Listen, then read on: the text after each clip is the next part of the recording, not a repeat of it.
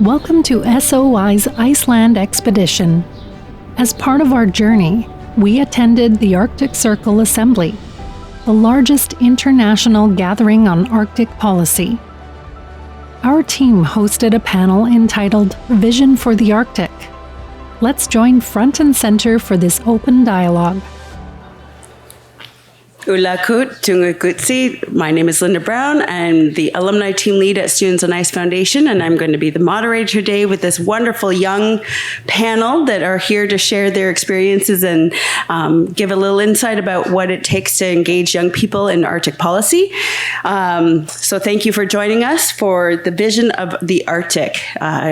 All of these young people are from the north and have different experiences, and they're going to be sharing that today through one, just telling you about themselves, and then I also have some questions, and then we'll have some questions open at the end. For those that don't know, Students on Ice Foundation, I'm sure you've heard, we've been all over the place. There's tons of alumni here. There's a whole table right here, which is great. But Students on Ice is known for taking youth to the polar regions for life-changing expeditions. And I'm the fortunate person that gets to work with them afterwards, and once they're inspired from being on expedition and meeting other like-minded people to grow their passions. And so all of these people, we were on a road trip expedition around southern Iceland before we came here to get connected to each other, to get connected to nature, and to really ground ourselves before coming into this space. So you'll hear a little bit from all of us about what our experiences were from that. And I'm just going to turn it over to our youth and let them introduce themselves. So we'll start with Ocean Poddle. Ubla ku ilunasi, Ocean Paddle Shaiwak Ilunga. Rigolet Nunatsia Vut the Myunguyunga. Academy Canada, Ilinia Villa Haktayunga. United for Literacy, Sulia Haktayunga. What I just said in my dialect of Inuktitut is good morning, everybody. My name is Ocean Paddle Shaiwak. I am from Riglet Nunatsia Vut. I go to school at Academy Canada, and I am working for United for Literacy. For those who don't know, Riglet Nunatsiavut is the southernmost Inuit community in northern Canada. The population is just over 300 people, almost all of which are Indigenous, whether Inuit or Innu, which is a culture adjacent to Cree. There is a very small settler population, mostly teachers or police officers. For the past year, though, I've been attending school in Corner Brook, Newfoundland, which is on the west coast of the island in the east coast of the country. But originally, out of high school, I graduated in 2021. I was attending Dalhousie University, which is in Nova Scotia, in Halifax, also on the east coast. But when I went to go move, I got really sick. I was later diagnosed with a bacterial and viral infection in my lungs. I was sick for about 3 months, left unable to do my schoolwork, and also in and out of the Riglet Clinic every 2 days with 3 rounds of steroid treatment. It took 2.5 months for me to get sent out to a larger clinic to get evaluated and later diagnosed. But with me being so sick, I had to switch all of my in-person on-campus classes to online classes that were just kind of left over and left open for people to take. So that was a big shift for me to go from from in-person to online so quickly. And also being so under the weather, I was left unable to complete my schoolwork adequately. And I ended up failing out of what I thought was my dream university. And that was the first time that I ever failed at anything in my life. I graduated high school as valedictorian. I've literally never failed a test in my life, and that failure was very hard for me to come to terms to. So I took a year off of school to recuperate, come to terms with that, and then go back. I'm now starting with a career in aesthetics and spa management in Corner Brook, with the hopes of returning to my forensic sciences. And for my work background, I've been working with United for Literacy for 3 years now. I'm currently piloting a project called the Community Literacy Catalyst. In this position, I will not only be educating the settler population on the Inuit-specific issues that I know about, because the population there, they just are very ignorant. They do not know the hardships and adversity that we face in our half of the province. But not only will I be educating the people that do not know, I will be providing culturally relevant programming for those Inuit that are in the area, either for school or living there for work. Since there was no post-secondary education in Labrador pertaining to my field, I had to move to a larger center. And that is the reality for a lot of Indigenous, if not the majority of Indigenous youth that want to pursue a career that requires post-secondary education. This is just one of the many, many problems we face in the North. But with the foundation students on ICE, I've been able to amplify these problems on a larger scale to those who may not know, but to also connect with those who do know. With students on ICE, I went on the 2018 Arctic expedition, which went to Kakataswak, Ilulisat, and Umanak and Nunukput, commonly known as Greenland. We then crossed the Davis Strait over to Mitimaktalik, which is also known as Pond Inlet, Kingaryuk, which is also known as Coots Inlet, and then Kangikdraluk Ukuti, which is commonly referred to as Sandford Fjord. We couldn't make it to Coots Inlet because of the pack ice blocking the entry, so we ended up having to cross the Davis Strait for a second time, back to Kangerlussuaq and Nunukput to make it back to Canada. But over this past week, we've been traveling across this beautiful country here in Iceland. I've had a great opportunity to connect and share with our amazing, amazing tour guide, Lilia. She not only taught us about the culture and lifestyle here, but also about the land, its history, its uses, and just the changes that she's noticed in her lifetime around Iceland. It's very fascinating, but also saddening to me to hear how drastic the changes are here. And I'm hoping that with more large discussions like this, we can hold these large policymakers, stakeholders, decision makers accountable and have them actually listen to our pleas for help for saving our lands and waters, but also our way of life. Nakumi Kilunisi Tusakauvasi. Thank you all for listening.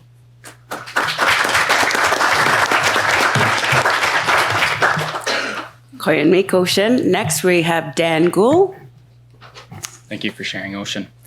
So my name is Dan Gould, and I love trivia, as some of you already know. So I'm going to hit you with some trivia here real quick. So I was born and raised in Whitehorse City. Whitehorse is the capital of the Yukon Territory. And for those of you who may not be familiar with geography, the Yukon is Canada's most northwest territory. It has about 40,000 citizens in the territory, and there's about 60,000 moose. So we're outnumbered about 1.5 to 1. The territory itself is 482,000 square kilometers. Now, it's hard to imagine, of course, when we talk about stuff like this. Iceland, in comparison, is 103,000 square kilometers. So the Yukon alone is about almost five times the size of this entire country, but only houses about 10% of the population of this country. There's about 400,000 people in Iceland. So now you're all primed for Yukon trivia when you come visit me. But in order to talk about myself, I need to jump back a generation and share some, I'm crying already, share some information about my grandparents. So Frank Mooney, who is my granddad, Irish Canadian, and my nanny, Rita Claire, was Métis. She was a French Canadian in Madawaska, Maliseet from New Brunswick. They met in 1942 in a small university town called St. Francis Xavier on the East Coast. And there's actually some St. FX grads in this room, which is pretty cool to see. But Frank studied civil engineering in school, and Rita studied nutrition and became a registered dietitian. And being the Irish Catholic family they had 8 children in Saskatchewan. And Frank got a job opportunity to go up north in 1970 to work in renewable energy production for the territory in hydroelectricity. So him and Rita packed up their 8 kids in a station wagon and drove 3,000 kilometers across Saskatchewan and up to the Yukon Territory and made that their home. So that's how I ended up in the north. I was born, of course, in the 90s and to a very large family, as you can imagine, and got to spend a lot of time learning from my father and my uncles about hunting and trapping, and we spent a lot of time canoeing the Yukon rivers and the rest of it. So my granddad really instilled a passion in a lot of us in renewable energy and power generation. And growing up, as Ocean mentioned, there's not a lot of opportunities for post-secondary education up north. So I actually had to go outside for school. So following in their footsteps, I decided to go the 5,600 kilometers to St. Francis Xavier on the East Coast, where I actually met this lovely girl in nutrition named Amy, and I convinced her. She became a registered dietitian. I convinced her to move up north, where we got married last year, and we are expecting our first child next February. So I don't plan to have 8 kids. I'll probably cut that right there and maybe do a couple. Cost of living has increased since that age, but that's where I ended up. So moving back to the Yukon Territory, I knew I wanted to work in renewable energy, power production, and I stumbled across this little startup at the time. There was 6 employees, and they worked out of a room probably a third of this size called Solvest, Solar Investment. And they were working on renewable energy projects in the territories. So I joined them in 2018, and I'm really happy to say that there's been a lot of advancement and growth in renewables in the territories. This year, our peak, we had 65 employees in the Yukon alone, which made us one of the largest private employers in the entire territory. And I actually became the Chief Business Development Officer of the company this year and became a partner, the youngest partner in the company last year. And yeah, that in itself was a real challenge. Of course, being 28 at the time, wearing some pretty big shoes and working some very long hours, I knew that I have to stay on top of all of this, not only for my own personal development, but for the large amount of people that rely on this company for employment. And that's how I got involved with Students on Ice. I learned about this workshop that they were hosting called the Arctic Policy Cohort, and I partook in 3 sessions with like-minded individuals to learn more about Arctic policy across the Northern Territories and Canada's north. And through that, I got to apply to this expedition. Honestly, I didn't even really look at the itinerary before the Arctic Council. I was just really excited to meet people at this event, like-minded individuals in renewable energy and working towards solving climate change. And so when I got the itinerary and realized there was 7 days ahead of the Arctic Council that involved all this Arctic Circle Assembly, all these awesome experiences across Iceland, I was really excited. And that's where I drew a lot of parallels to Iceland and to Canada's north. Being an avid hunter myself, as soon as we were driving on that bus, I started scouring the land for caribou. It's just programmed in me, right? Where are the animals?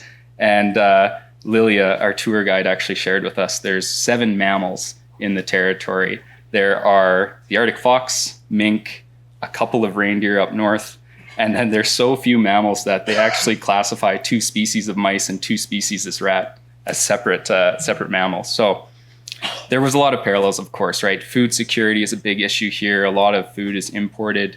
Besides country food or traditional food up north, a lot of our produce and other items are imported. Energy in the north, there is a huge issue with energy sovereignty in Canada, and Iceland is growing, of course, and they have a lot of that figured out with hydroelectric and geothermal.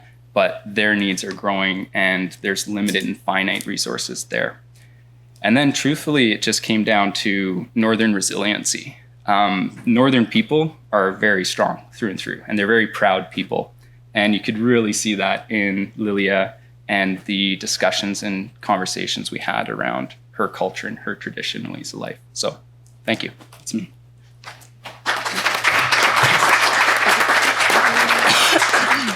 Quite unique, Dan. Next, we have Misty Dyson.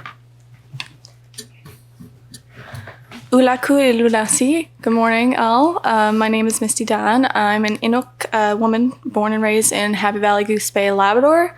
Labrador is located in northeastern Canada, and we're also bordered with Quebec. Our population is around 8,000 people. Growing up in Goose Bay, Happy Valley Goose Bay, wasn't always the easiest for me, though. It meant that I was away from all of my family and that I was away from my culture as well. I felt very disconnected from my Inuit culture. This made me feel very isolated, and it very severely impacted my mental health as well.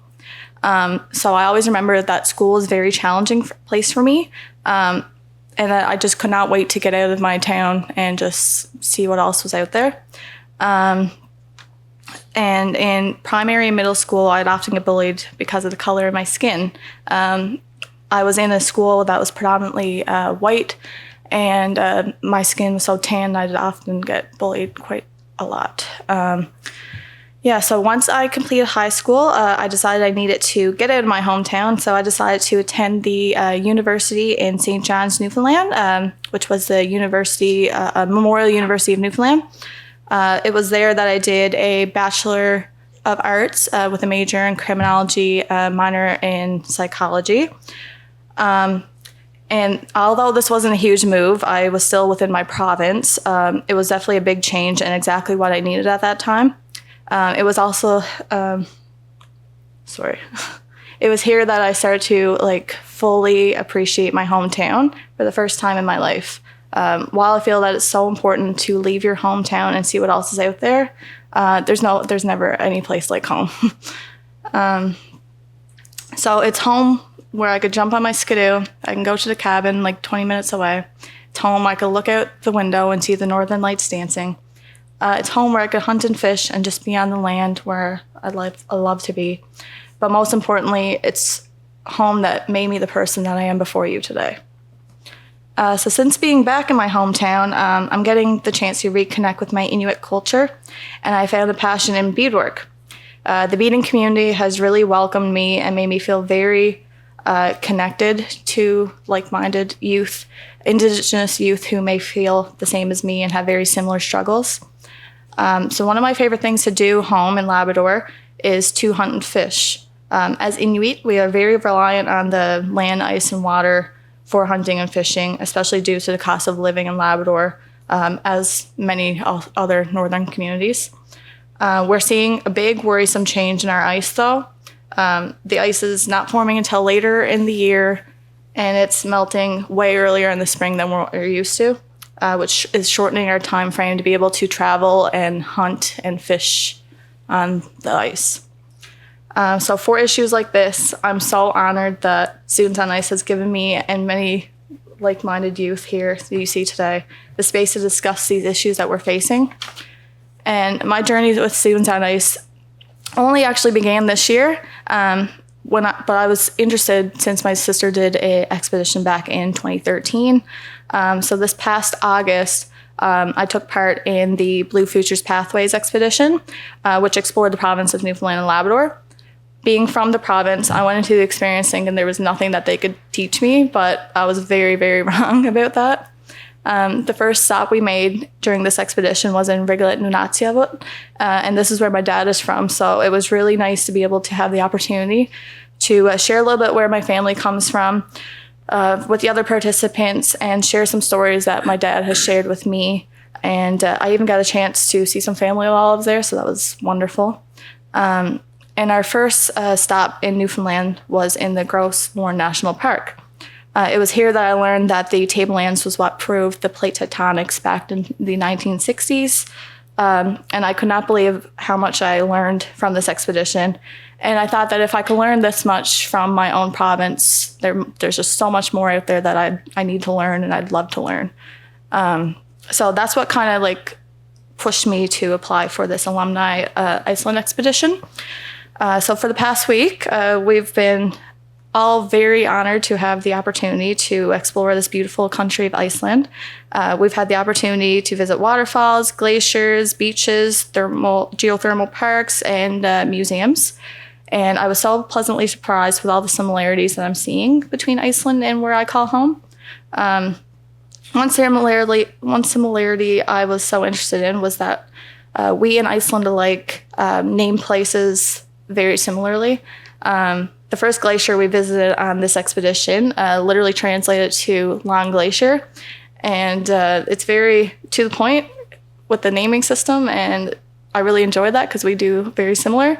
Where my dad's family's from is called Partridge Point. So, there's lots of partridges there. That's basically why it was named that. Another thing I've learned is that, as many of you probably learned as well, the sulfur really makes the water stinky here. But jokes aside, I'm really honored to be here for my first time ever in Iceland and also the Arctic Circle Assembly. And I'm really excited to see where we go from here. Nakumik.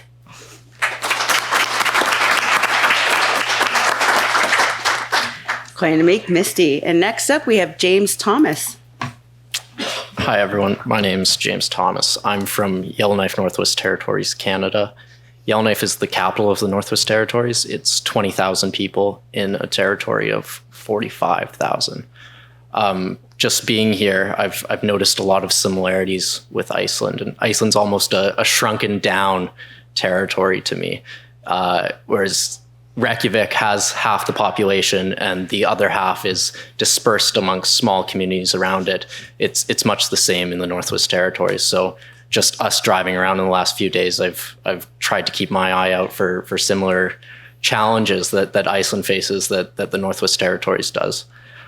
My journey here and my journey onto the stage with SOI is very much intertwined with kind of my journey in life and what I plan to bring back to the Northwest Territories. This was about 2020 now, just at the beginning of the pandemic. I completed my undergraduate degree and I went back to the Northwest Territories and I was working at the Legislative Assembly. This was an internship and it was kind of the craziest 2 years of my life.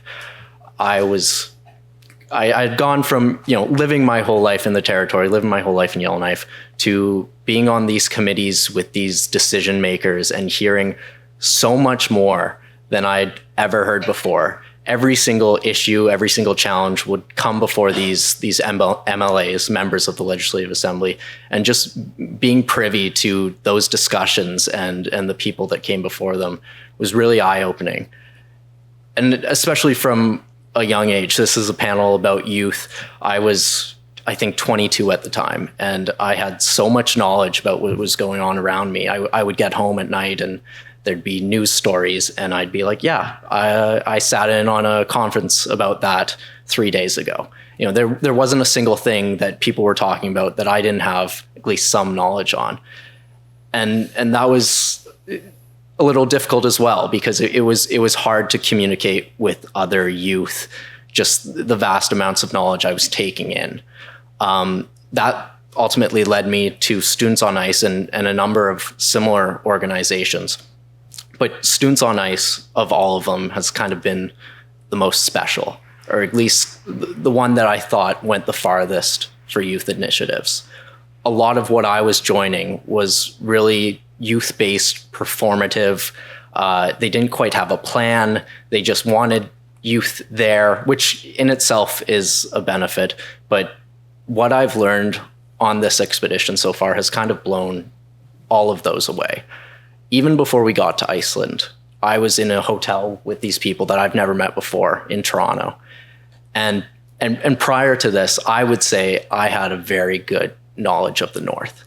And within 30 minutes of meeting these people, I realized I did not have a good knowledge of the North. I had a good knowledge of the Northwest Territories. and listening to people from the Yukon, Nunatsiavut, Nunavut talk about their homelands, I realized I had no idea of what they were facing, even though much of it was similar. But the unique challenges and the unique geography they had and perspectives, it kind of just blew me away. And the fact that SOI was able to give me that experience before the trip even began kind of, it made me think this was going to be something very special. So I joined the Arctic Policy cohort with SOI to kind of share a little bit of what I was learning. And part of it too was a bit of a resume builder. I'm currently off at law school, but at the time I had joined this thing to just throw it on there. I was a member of the Arctic Policy cohort, and it was just a series of Zoom calls at the time. And at that time I wouldn't have imagined I'd be here today, that many years later, through those Zoom calls. But that kind of transitions to my other interest and why I think I was a part of the cohort selected is I'm currently a law student. And earlier I said there's a number of things I want to bring back to the Northwest Territories.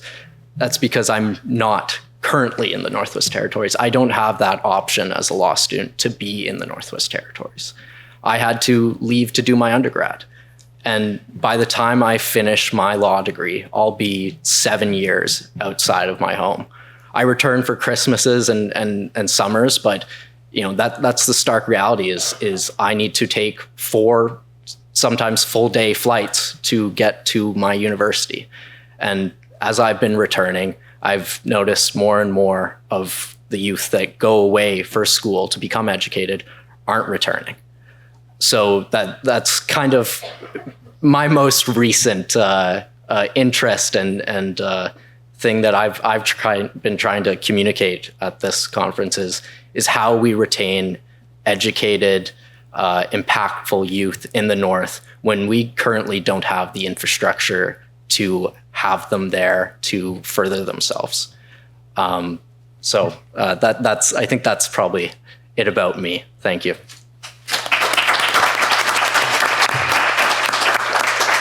Koyanamik, James. Next up, we've got Danica Taylor.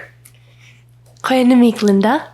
Ublakut, Danica, Pihuyu Ikikutikaju, Atikaktunga, Kanaklinak, Nunavumio Dauyunga, Yellowknife, Nunatsiamu Daunga. Hello, everyone. Good morning. My name is Danica Taylor. I'm from Rankin Inlet, Nunavut, and Yellowknife, Northwest Territories. I'm usually very quiet, so this is very different for me. So I thank everyone for being here. But I was born on the coast of the Hudson Bay in Rankin Inlet. It's a very small, very remote community, population of about 2,800. It's always been my home, and I return there, I'd say, once every 3 months. It's a beautiful place. But I grew up in Denendeh in Yellowknife. It's a Quechua territory. It's been a place that I've learned a lot of different experiences, and I'm very grateful for everything that it's shown me there in Yellowknife. Currently, I'm at the University of Calgary, which is about a 2-hour plane ride from Yellowknife. I did a year at McMaster University, which is just outside of Toronto, but I just felt too far from home, and I didn't enjoy the long trips back home. So I went a lot closer, and I feel very comfortable, and it's my home away from home, I would say. I'm very interested in human culture and connections. So right now I'm studying anthropology. I love the idea that we're all connected and that we're here for a reason. And I think anthropology is a really good fit for me. About my family life, I come from people that are just the most amazing people that I've known since I was little. My mom is a national news reporter for CBC. She's grown a lot since she started her journalism career, and now she's working in Rankin and goes to Toronto and covers the news there. My dad is a hunter and a lineman, and he switched careers when he was far in. So I would say 20 years into his trade, he switched, and he's now a businessman. So I'm very proud of him for doing what he loves, and he's been providing for us since I was a little girl. And I'm sure a lot of Inuit here enjoy the taste of makdak. So he hunts makdak for us, a beluga whale. So that's him. And my sister is a seamstress. She makes beautiful parkas that last years and that are very warm for the north. It's very cold, windy, similar to Iceland and in the Canadian North. And she is also a hard worker, so I have a lot of people to look up to as I'm on my journey of school and just through life. And she's given me 2 beautiful nieces that I call as much as I can, and they're very cute if you ever see a picture of them. So yeah. And lastly, I have a brother who's 11 years old. He is learning Inuktitut. He's way ahead of me, but he's very smart, and he's an amazing storyteller and baseball player. Okay. And also, I do Inuit games. For those of you who don't know, they test strength, endurance, pain resistance, flexibility. They were games of survival back in the day, and now they're used for competition. So I'm a coach and instructor and also an athlete for these games. So I try to teach as many people as I can about them because I think they're very important to our culture. And at one point we weren't allowed to play these games, but I'm so glad that we're able to spread awareness to Indigenous and non-Indigenous people alike for these games because I really enjoy doing them. I went to the Arctic Winter Games this year, as well as the World Eskimo Indian Olympics in Fairbanks, Alaska. So I've been practicing these games since I was in about grade 5, but I've really started to concentrate more on them now. And I also do weightlifting to complement my my sport in Inuit games. My grandfather was the world record holder at one point for the one-hand reach. He has amazing athleticism, so I look up to him and I ask him for pointers when I'm doing the games. And yeah, I work with the Aboriginal Sports Circle of the Northwest Territories, where I coach the games to youth around in remote communities, and I'm very blessed for that opportunity. My journey with Students on Ice started in 2020 when I learned about the foundation from a team lead or a staff member. She came to Yellowknife and then told me all of the different things that Students on Ice expedition does. And I applied in 2020, and then we were going to go to the Arctic and St. Pierre-Miquelon and just off the coast of Newfoundland, but it got canceled. So I was very eager to reapply once the restrictions were eased post-COVID. And so I went in 2022 last year to Cape Breton and Sable Island, which is just off the coast of Eastern Canada. And for those of you who don't know, Sable Island is completely made of sand. There's, I think, about 360 horses on the island. So as we were taking our trip around Iceland, I was able to make connections to the horses here and there. They're very small, but beautiful, and I would even say majestic. And yeah, with this alumni expedition, I was able to meet lifelong friends, and I'm so grateful for what we've learned so far, and I'm excited to take what I've learned from this trip and with the Arctic Circle and meeting all of these powerful world leaders and bring them back to my home communities. Khoinamik.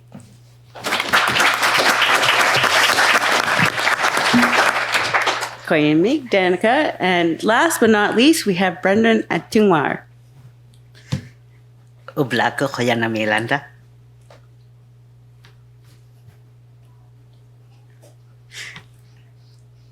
Oh my goodness. Sorry. Good morning. Thank you, Lenda. I'm so honored to be here with these amazing people.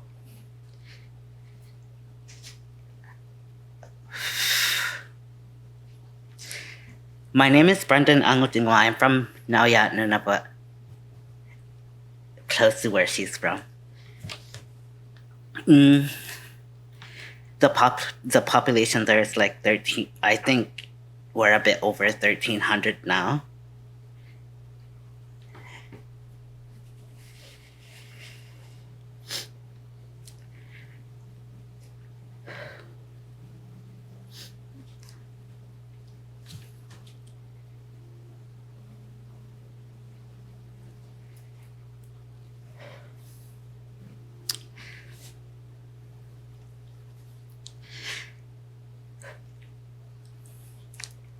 Sorry about this.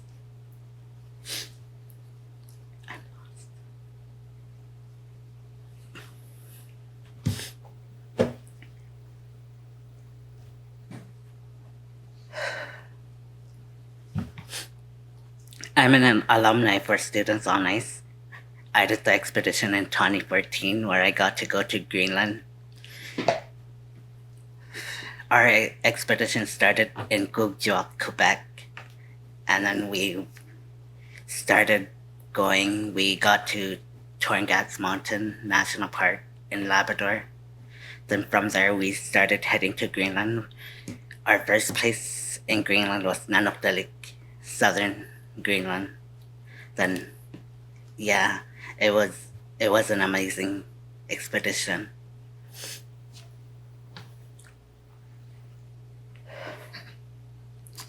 When I first got here, I got homesick because of the weather here. It's similar to home. The last time I was home is beginning of August. And I've been so homesick lately. Yeah, this expedition has been so amazing.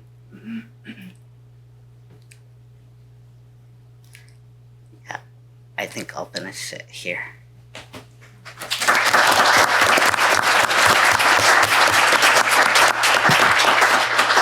Clay and Meek, Brendan. So now you've heard from them and a little bit about them. I've got some questions. We've kind of prepared this, so and then we'll open it up for the floor if there's time. We've got about 15 minutes left.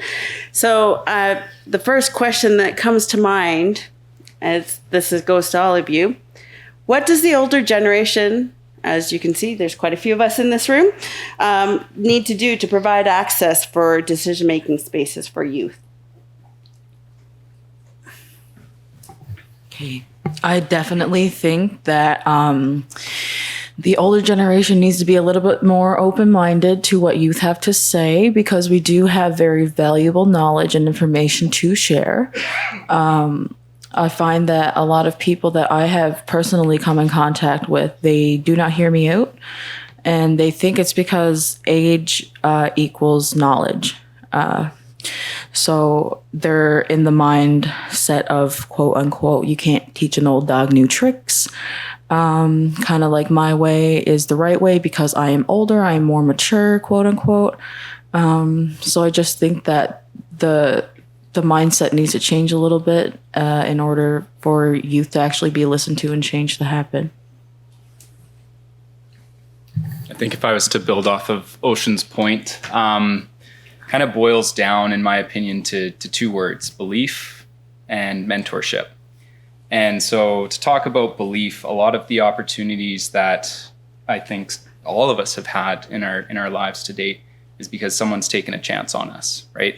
It's been somewhere in the older generation that's thought, hey, this person could be good in this area, or I'm going to connect them with this person and really bring that network together. And the second part is mentorship. If you feel comfortable, who in the room is over the age of 35? See Sarah's hand back there? Yeah.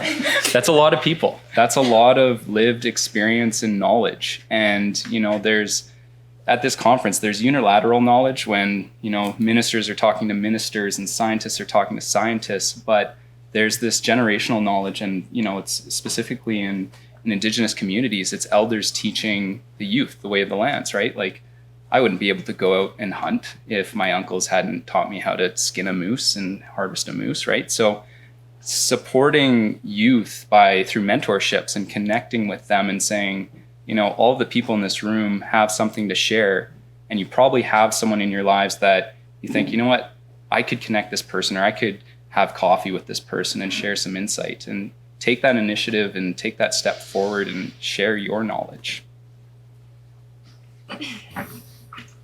I also think it's really important to include the youth. If there's any conversations that the older generation deem important, then the youth should be there as well, because ultimately, going forward, it's going to affect the youth, because we're the future generation. Quite neat, guys. This is great information. We're going to roll into the next one, which is how can we, the +35 here in this room, learn how to engage Indigenous and local young people into Arctic policy? I think consistent relationship building is really key to engage youth. You can't just, engage one time and then expect that to be the end of it. Just like your personal relationships, you have to continue building these relationships. And one thing we always say at my job is that small is all. You don't have to go out and make these big moves. You can do smaller things that's more impactful. To build on what Misty said, I believe that Arctic policy is our policy. It's what we know and it's what we've lived through since we were little kids. And for me, I worked in the legislature building, but I was more in the background. I was more maintenance, but I was still able to talk to our political leaders. I was very close with our Premier, Carolyn Cochrane, in the Northwest Territories.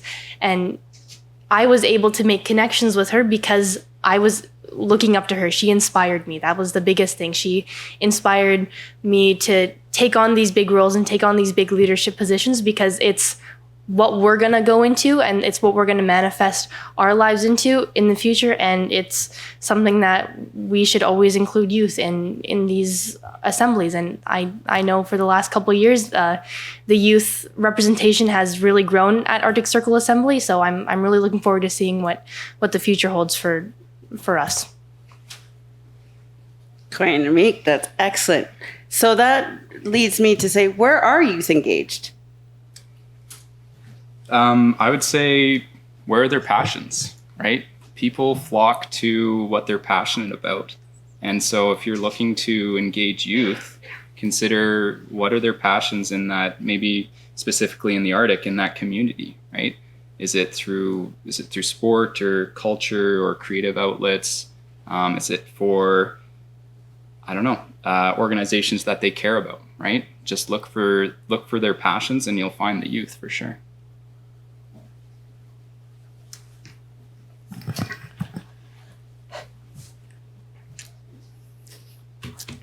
I've been part of this youth group for the last how many years back home, where I got to learn a lot of things about our culture. So, yes. I think one of the areas that I've seen the most engagement, and it might not be sufficient yet, is environmental policy. It seems to be, and mostly because it's where the loudest voices have been when there wasn't engagement. It seems to be the area where the older generation is starting to listen and is starting to notice that the people being most affected by the policies we make today, the ones that are making it might not be around, and the ones that are kind of desperate to get their voice in are the ones that are going to be living with it. So environmental policy, I think, is an obvious one, but the recent growth of these initiatives has kind of made me turn to the areas where we're not so engaged.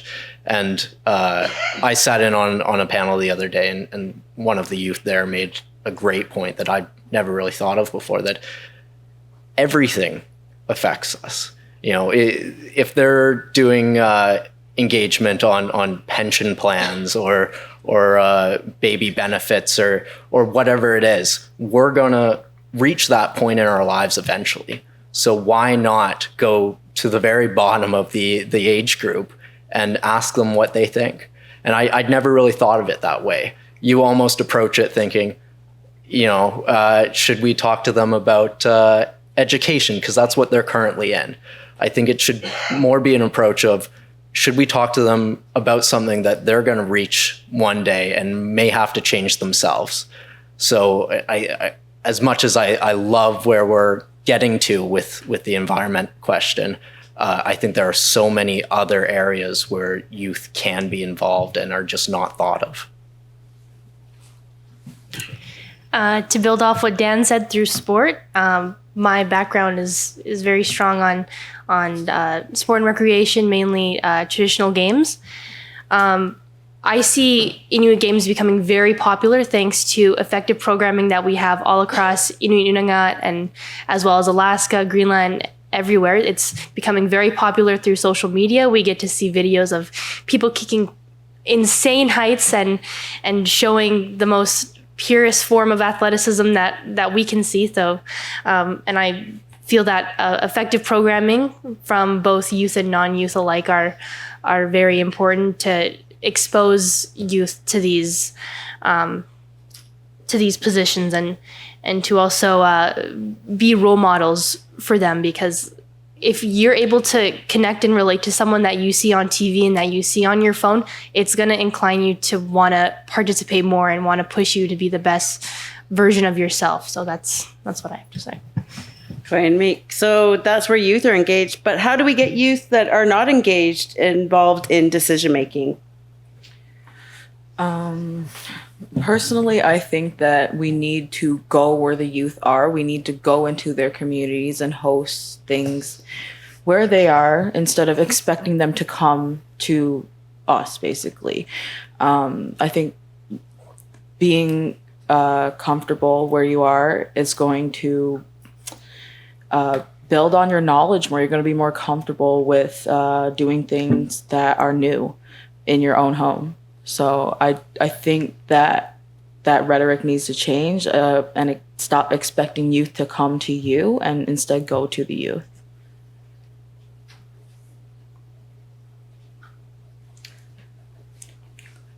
Sure. Mm-hmm.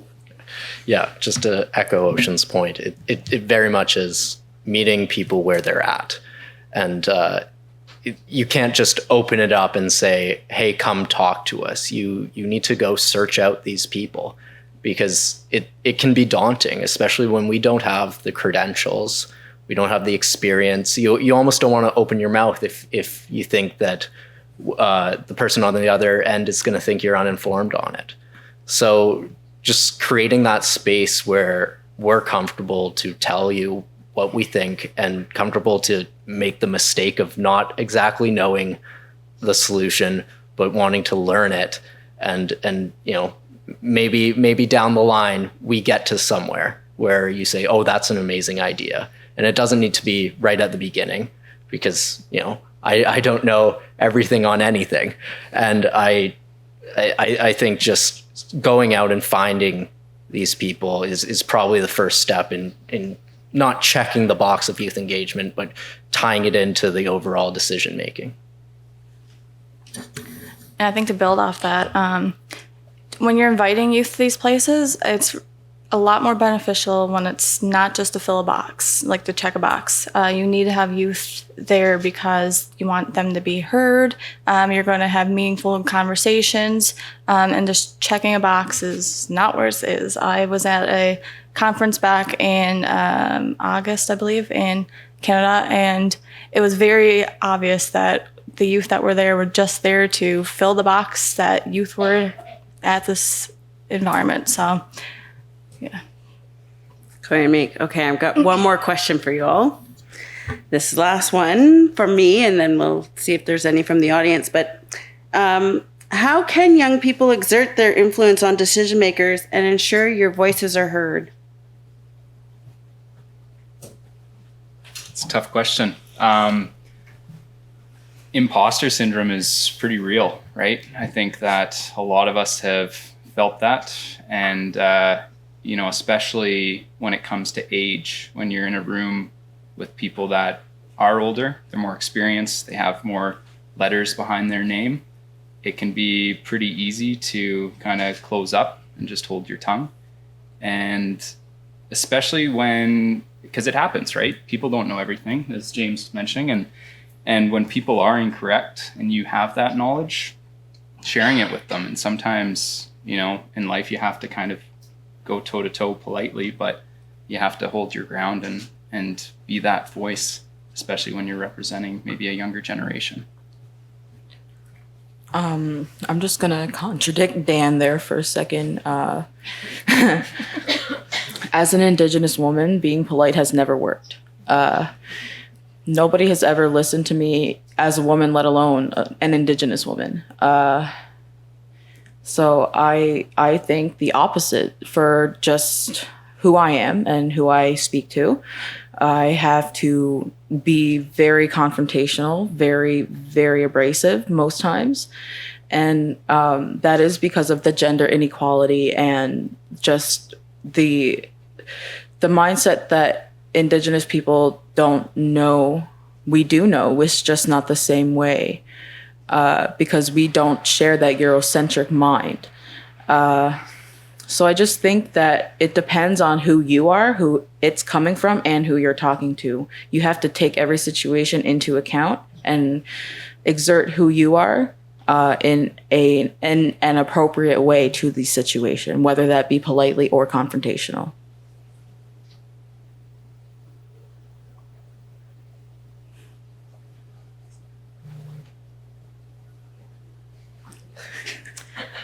Giving also the opportunities for youth to voice their opinions, voice anything that they want to be heard. I think that's important as well.